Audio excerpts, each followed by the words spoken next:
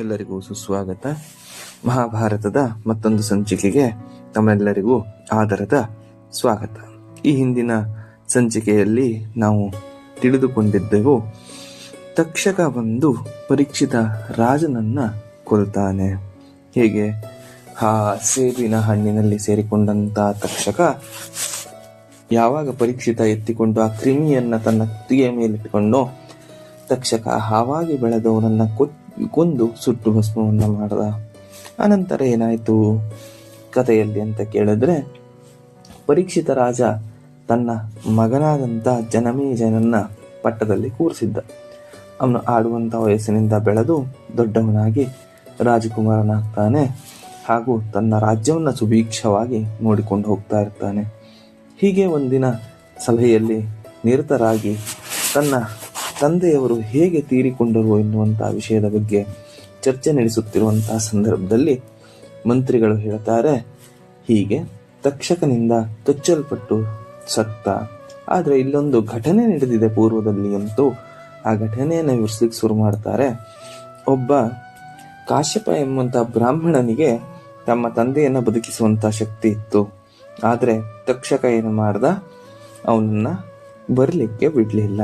ಇದನ್ನ ತಿಳಿದಂತ ಜನಮೇಜಯ ಕೋಪಗೊಳ್ತಾನೆ. ಯಾಕೆ ನೋಡಿ, ತಕ್ಷಕನ ಏನು ಕೆಲಸ, ಶೃಂಗಿ ಶಾಪ ಕೊಟ್ಟಿದ್ದಾನೆ, ಪರೀಕ್ಷಿತನಿಗೆ ಕಚ್ಚಬೇಕಿತ್ತು, ಕಚ್ಚಿ ಹೋಗ್ಬೋದಿತ್ತು. ಅವನು ಹೋದ ನಂತರದಲ್ಲಿ ಈ ಕಾಶ್ಯಪ ಬ್ರಾಹ್ಮಣ ತಂದೆಯನ್ನು ಬದುಕಿಸ್ತಿದ್ರು. ಆದ್ರೆ ಇವನೇನು ಮಾಡ್ದ, ತಂದೆಯನ್ನ ಬದುಕಲಿಕ್ಕೆ ಬಿಡದಂತೆ ಅವನಿಗೂ ದುಡ್ಡು ಹಣವನ್ನ ಕೊಟ್ಟು ವಾಪಸ್ ಕಳಿಸ್ದ. ಅದನ್ನ ಮಾಡಬಾರ್ದಿತ್ತು ತಕ್ಷಕ ಎಂದು ಕೋಪಗೊಂಡಂತ ಜನಮೇಜಯ ಹೇಳ್ತಾನೆ, ಈ ಹಾವಿನ ಸಂತತಿಯನ್ನ ನಾಶ ಮಾಡಬೇಕು, ಇದಕ್ಕೆ ಏನ್ ಮಾಡೋದು ಅಂತ ವಿವೇಚನೆಯನ್ನ ನಡೆಸಿದ. ಊರ ಪುರೋಹಿತರು, ಋಷಿಮುನಿಗಳು ಹಾಗೂ ಹಲವಾರು ಬ್ರಾಹ್ಮಣನನ್ನ ಕರೆಸಿ ಏನು ಮಾಡೋಣ ಅಂತ ಕೇಳಿದಾಗ ಒಬ್ಬ ಋಷಿಮುನಿ ಎದ್ದು ನಿಂತು ಹೇಳ್ತಾನೆ, ನಿನಗೆ ಮೊದಲನೆಯದಾಗಿ ಹೇಳಿದ್ದಾರೆ, ಜನಮೇಜಯ ಎನ್ನುವಂತ ರಾಜ ಬರ್ತಾನೆ, ಅವನು ಸರ್ಪಯಾಗವನ್ನ ಮಾಡ್ತಾನೆ ಅಂತ. ಹಾಗಾಗಿ ಈಗ ನೀನು ಸರ್ಪಯಾಗವನ್ನ ಮಾಡು, ಸರ್ಪಯಾಗದಿಂದ ತಕ್ಷಕನನ್ನ ಕೊಲ್ಬೋದು ಅಂತ ಹೇಳಿದಾಗ ಇದನ್ನು ಯೋಚಿಸಿದಂತ ಜನಮೇಜಯ ಎಲ್ಲ ಋತ್ವಿಜರಿಗೂ ಆಹ್ವಾನವನ್ನ ಕಳಿಸ್ತಾನೆ ಹಾಗೂ ದೊಡ್ಡ ಯಾಗ ಮಂಟಪವನ್ನ ರೆಡಿ ಮಾಡಿಸ್ತಾನೆ. ಹೇಗೆ ಯಾಗಮಂಟಪ ಇತ್ತು ಅಂತ ಕೇಳಿದ್ರೆ 100 ಯೋಜನ ವಿಸ್ತೀರ್ಣ, ಅಷ್ಟು ದೊಡ್ಡದಾದಂಥ ಯಾಗಮಂಟಪವನ್ನ ರೆಡಿ ಮಾಡಿಸ್ತಾನೆ. ಜೊತೆಗೆ ಒಂದು ವಿಶೇಷ ವಾಸ್ತು ತಜ್ಞನ್ನ ಕರೆಸಿ ಅದನ್ನ ರೆಡಿ ಮಾಡಿಸ್ಲಿಕ್ಕೆ ಬಿಡ್ತಾನೆ. ಅದನ್ನ ರೆಡಿ ಮಾಡಿಸ್ತಿರುವಂತ ವಾಸ್ತುಶಿಲ್ಪಿ ಹೇಳ್ತಾನೆ, ಈ ಯಾಗ ಪೂರ್ಣಗೊಳ್ಳೋದಿಲ್ಲ, ಈಗ ಯಾಗ ಅಪೂರ್ಣಗೊಳ್ಳುತ್ತೆ.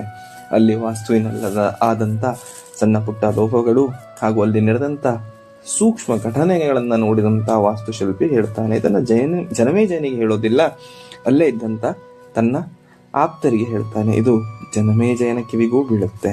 ಹಾಗಾಗಿ ಜನಮೇಜಯ ಹೇಳ್ತಾನೆ, ಇಲ್ಲಿ ಯಾರಿಗೂ ಅವಕಾಶ ಇಲ್ಲ, ನಾನು ಯಾರನ್ನ ಆಹ್ವಾನಿಸುತ್ತೇನೋ ಅವರನ್ನು ಮಾತ್ರ ಒಳಗ್ಬಿಡಬೇಕು ಅಂತ ಜನಮೇಜಯನು ಬಹಳ ಸ್ಟ್ರಿಕ್ಟ್ ಆಗಿ ತನ್ನ ಭಟರಿಗೆ ಏನ್ ಮಾಡ್ತಾನೆ ಅಂತ ಕೇಳಿದ್ರೆ ಆಜ್ಞೆಯನ್ನ ನೀಡ್ತಾನೆ ಹಾಗೂ ಸರ್ಪಯಾಗವನ್ನ ಶುರು ಮಾಡ್ತಾರೆ. ಹೇಗಿತ್ತು ಆ ಸರ್ಪಯಾಗ ಅಂತ ಕೇಳಿದ್ರೆ, ಅತಿ ದೊಡ್ಡದಾದಂತ ಯಜ್ಞಕುಂಡ. ಆ ಯಜ್ಞಕುಂಡದಲ್ಲ ಸುತ್ತಲೂ ಕೂತಿರುವಂತ ಋತ್ವಿಜರು ಹೇಗಿದ್ರು ಅಂತ ಕೇಳಿದ್ರೆ, ಕಪ್ಪು ವಸ್ತ್ರವನ್ನ ಧಾರಣೆ ಮಾಡಿದ್ರು. ಕಪ್ಪು ವಸ್ತ್ರ ಯಾಕೆ? ಯಜ್ಞವನ್ನ ಮಾಡುವಂತವರು ಸಾಮಾನ್ಯವಾಗಿ ಕಪ್ಪು ವಸ್ತ್ರವನ್ನ ಧರಿಸೋದಿಲ್ಲ. ವಾಮಾಚಾರದ ಕಟ್ಟ ಕಡೆಯ ಪ್ರಯೋಗ ಅಂದ್ರೆ ಮಾರಣ ಹೋಮ. ಅಂತ ಮಾರಣ ಹೋಮಕ್ಕೆ ಹೇಗೆ ರೆಡಿ ಆಗ್ತಾರೋ ಹಾಗೆ ಋತ್ವಿಜರು ರೆಡಿ ಆಗಿದ್ದಾರೆ. ಅವರ ಕಣ್ಣುಗಳು ಹೇಗಿದ್ದು ಅಂದ್ರೆ ಕೆಂಪಾಗಿ ಉರಿಯುವ ಕೆಂಡದಂತೆ ಅವರ ಕಣ್ಣುಗಳು ಕಾಣಿಸ್ತಿತ್ತು. ಅಂದ್ರೆ ಮಾರಣ ಹೋಮಕ್ಕೆ ರೆಡಿಯಾದಂತೆ ಅವರು ರೆಡಿಯಾಗಿದ್ರು. ಹಾಗಾದ್ರೆ ಯಜ್ಞವನ್ನು ಯಾರು ಮಾಡಿಸಿದ್ರು ಅಂತ ಕೇಳಿದ್ರೆ, ಚಂಡಭಾರ್ಗವ ಹೋತೃವಿನ ಸ್ಥಾನದಲ್ಲಿ ಅಂದ್ರೆ ಯಜ್ಞವನ್ನ ಮಾಡುವಂತ ಸ್ಥಾನದಲ್ಲಿ ಕೂತಿದ್ರೆ, ಜೈಮಿನಿ ಎನ್ನುವಂತ ಋಷಿಯು ಸಾಮವೇದಿಗಳಾಗಿ ಕೂತಿದ್ರು. ಶಾಂಗರವ ಎನ್ನುವಂತ ಮುನಿಯು ಅಥರ್ವ ವೇದಿಗಳಾಗಿ ಕೂತ್ರೆ, ಬೋಧಿಪಿಂಗಲರು ಹೋತೃವಾಗಿ ಕೂತಿದ್ರು. ಹೀಗೆ 4 ಮಹಾ ಬ್ರಾಹ್ಮಣರು ಯಜ್ಞವನ್ನ ಮಾಡ್ತಿದ್ರೆ ಮಂತ್ರಗಳ ಆಹ್ವಾನೆಗೆ ತಕ್ಕಂತೆ ಸರ್ಪಗಳು ಬಂದು ಆ ಯಜ್ಞಕುಂಡದಲ್ಲಿ ಬಿದ್ದು ಸಾಯಲಿಕ್ಕೆ ಶುರು ಮಾಡ್ದು.